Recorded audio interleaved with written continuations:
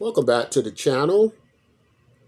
Guys, I hope you're having a great evening.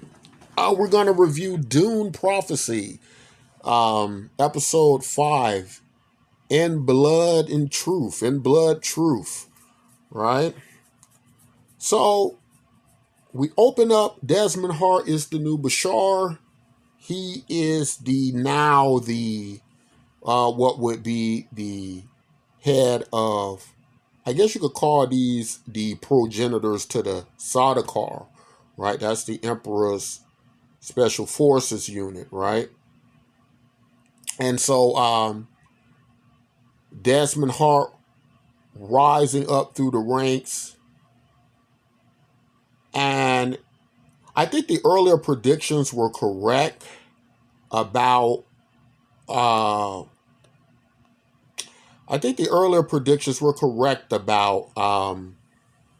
Dune Prophecy, and that was that upwards from episode 4 to episode up to episode 6, these are the best episodes, right? So here's what I'm thinking about Dune Prophecy so far. I'm beginning to think that, you know, whatever pressure there is to do longer episodes in these series, I think those pressures should go away, right? There are television series that have run full seasons on just 3 episodes, right? And I think one such series that has done that well is Black Mirror, right? I think Black Mirror has survived on 3 episodes for the entire season, right? So in a world where we've went from a standard season that can run 20 something odd episodes, right? To much what we get to like with our streaming services where you might get 8 to 12, right? Now it's been cut down drastically to 6, right? But here's what I'm saying. I'm saying that if within 3 episodes, or I'm sorry, within 6 episodes, you need to drag on the storyline. You need to put things in there that don't need to be there for seemingly just to get filler. I'm saying just go to 3 episodes if you need be, right? Because that's what seems like what's happening with Dune Prophecy. And that is episodes 4, 5, and I'm going to go on a limb and assume episode 6 are the best episodes in the series, and they might have only been the only necessary ones, right? They may be the only ones that we needed to see, right? Now, it was kind of a slow burn. It took a while to get started, but whereas the episode on Linkovich, or what would be the Harkonnen homeworld, right? Whereas before I was saying this is probably the worst episode, after seeing this week's episode, it makes a lot of sense and it goes hand in hand because we get the reveal of who Desmond Hart's character is, right? Who Desmond Hart's was his identity, rather, right? Who is he? And of course, we get the reveal at the end that Desmond Hart is in fact Tula's son, right? He is a product of the Harkonnen and Atreides union with Tula when she took out the entire Atreides clan, right? And so he seems to be bitter about that, right? He said he was left at the steps of I don't know if he's referring to the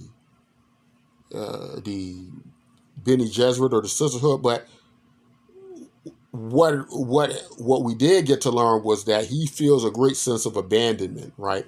And so this is a great motivating factor in what's driving him. We had many theories about him not even being human because of this ability he had.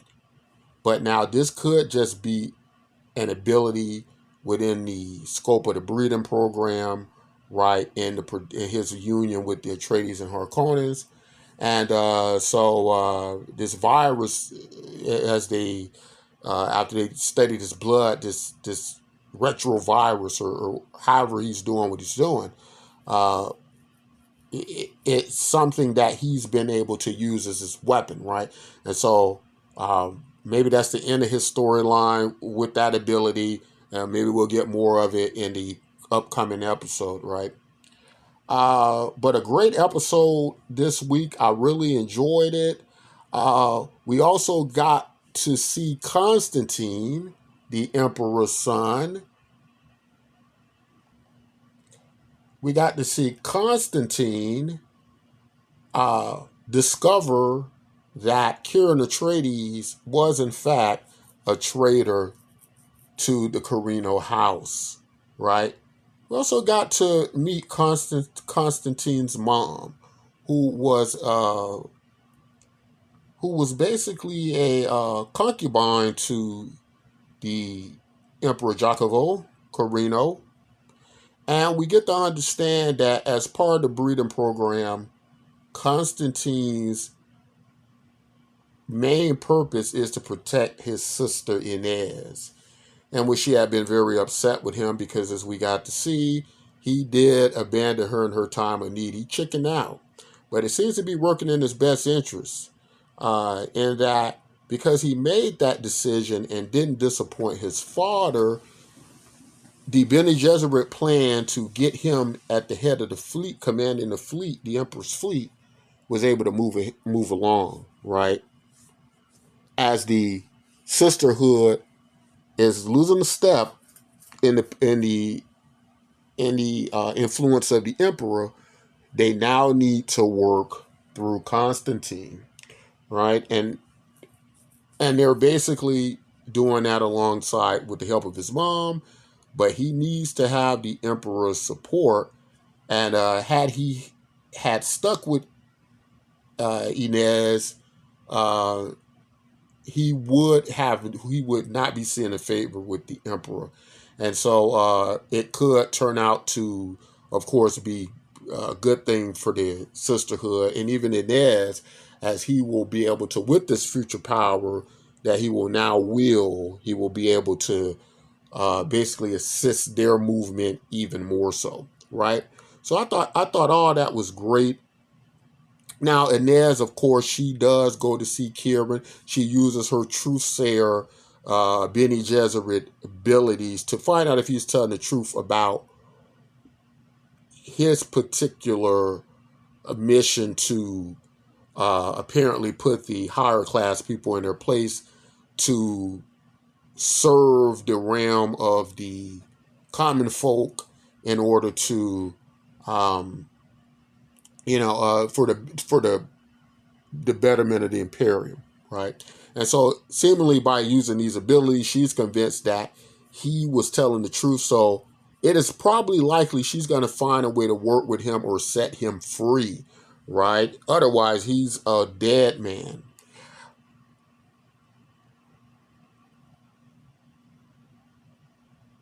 Okay, we also get the Furman girl who was working with Kieran Atreides, who's actually a Bene Gesserit. She's actually part of the Sisterhood. We get to see her truth revealed in the Truth and Blood episode here, where she's using her Bene Gesserit abilities to fight the Desmond Hart and his army that have, on the tip of Harlan Harkonnen, went down to the docks in order to basically bust them, right, for working to set in motion the murder of the Lance Rat, right?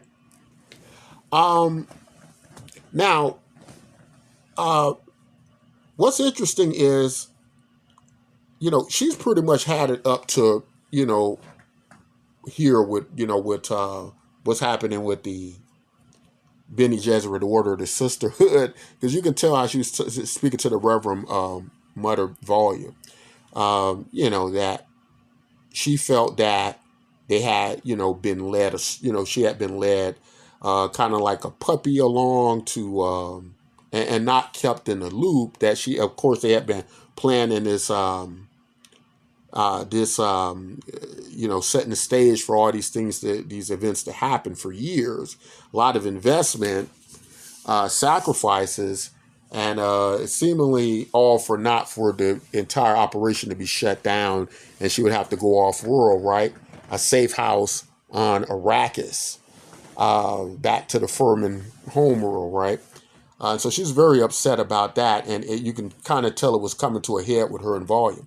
So I don't know what her future is going to be like. Seemingly, the way it's going, she's going to abandon the sisterhood. That's what it's seeming like. That she just had it with them, and you know, um, it just seems like there's more to happen with the relationship between her and Kieran or Traders. It seems like something's been set up there for, for quite a while. And so I don't think we're going to see the last of these together. I do think Kieran's probably going to end up escaping with the help of Princess Inez. She's probably going to run away herself, right? She just doesn't seem like things are going to work out with her at the palace, the way things are going, right? So I kind of foresee those things happening. Um, so Desmond Hart gets there, as we got to see, and they have detonators ready to go off, right? And so when they go off, apparently these personal shields are as strong enough to withstand explosions. So that's pretty interesting. I didn't know they were quite that strong. But if we look at the Denis Villeneuve films, and this seems to be greatly inspired by those films, they use these large, slow penetrating bombs, right? That when they hit a shield wall, they slowly start to drill into them, right, until they penetrate. Because, of course, these shields form against kinetic energy that's rapid. So as they use the term, the slow-moving blade penetrates the shield. That's able to get in there, right? So apparently these shields can withstand huge blasts, right? Even personal shields. So Desmond Hart pushes his to the limit, and he survives. He survives, right? So that was very interesting. That was something I didn't know. I did wonder about the strength of these personal shields, and apparently they're very strong, right? It makes you almost invulnerable. Looks like, uh, provided you don't get a slow force through there. Um, And so that was all interesting. I mean, all in all, this week's episode seemingly did everything right. I thought it had all of the elements of a good full episode. Um, it is something. I guess we're always going to expect or use the Denis Villeneuve films, Dune movies, as the, as the measuring stick, right? We're going to always see how this compares to that. And I say this week's episode did a pretty darn good job, right? Um, of getting close to that mark. Um, there are some elements. You know what I think? I think that,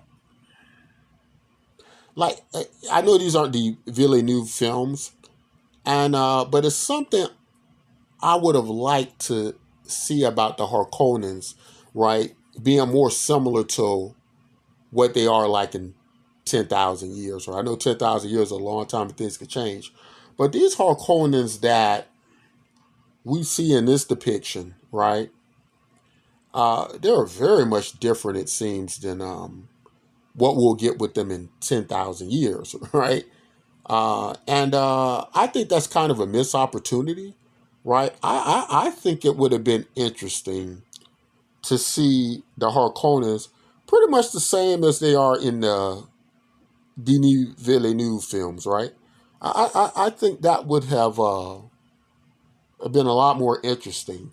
And it's just something about it's just something totally different about those Harkonnens. Uh, you know, than what we see with these Harkonnens, right? And I think that uh, they should have just went all the way, because this does look a great deal like the Denis Villeneuve films, right? It you know to say it takes place in that same type of universe, I think would be accurate. So I think they should have just went all the way with it, because it's just something I feel that are missing from these Harkonnens, right?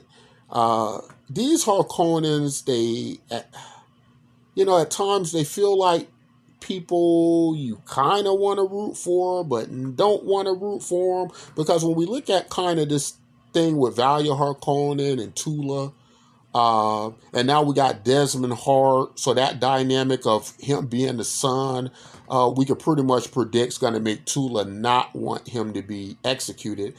And Valia now being his aunt, I don't think that's going to stop her at all from wanting to execute Desmond Hart. But I do feel it's going to drive a severe wedge between her and Tula, right? I think that's going to happen. So, yeah, I think that's what I would like to see. But again, I think I would say to HBO, don't be afraid to cut these episodes down, right? If because a lot of what Dune Prophecy has done this season, it drug on quite a bit. It was a lot of this stuff didn't need to be in here, right? And it was, and so I don't think we needed that, right? I think this could have been just an awesome show with maybe even less characters, right? And so yeah, those are pretty much my thoughts on it. I haven't seen the preview for the final episode yet. I'm going to probably watch it after this video. But tell me, guys, what you all thought about it. I thought it was an excellent episode this week.